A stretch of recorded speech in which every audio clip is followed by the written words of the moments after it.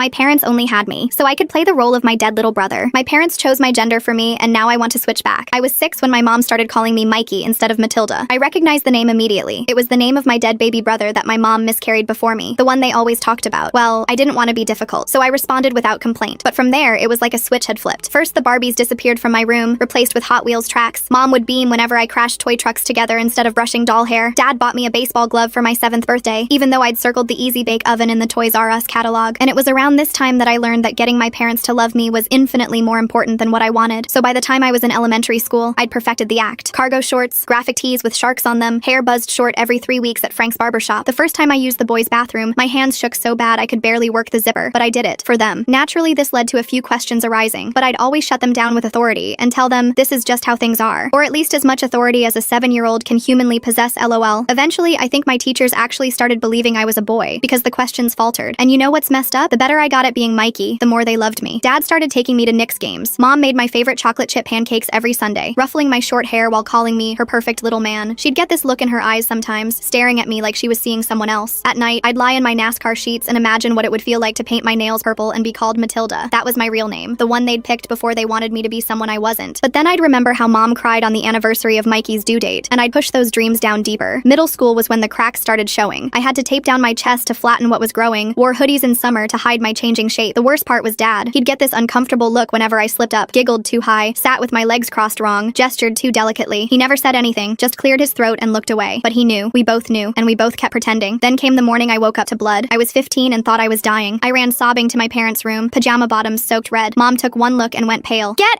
out!" she screamed. "Get out! Get out! Get out!" Dad grabbed my shoulders, steered me to the hallway. His hands were shaking. "Matilda," he said. My real name sounded foreign in his mouth. "We need to talk." That's when he told me everything. "When you were born a girl, Mom couldn't handle it," Dad whispered. "The doctor said playing along might help her heal." Rage boiled my blood. 9 years, I said. "You made me pretend for 9 years. It was the first time my family gave me permission to be angry, and now it was all coming out at once. Just do it for a little longer," he begged. "For her. Please. You're all she has left of him." I felt something inside me break. "I'm done being your ghost." The next day, I took my babysitting money to Target, bought everything Mikey was supposed to hate. Sundresses, lip gloss, hair clips, pink everything. The girl at the register smiled and said I had great taste. I almost cried right there in the checkout line. Mom was waiting when I got home. As soon as she saw the bags, her face went dark. "What did you do?" "I'm done being Mikey," I said, pulling out a yellow sundress. "My name is Matilda." She grabbed the kitchen scissors so fast I didn't see it coming, started shredding the dress, screaming about how I was culling her baby all over again. Dad tried to stop her, but she turned on him, scissors raised. That's when I dialed 911. The cops separated us. A social worker with tired eyes asked me questions while Mom sobbed in the kitchen. "I need to see some documents," she said. "Birth certificates, medical records." Dad returned with papers, hands trembling. The social worker spread them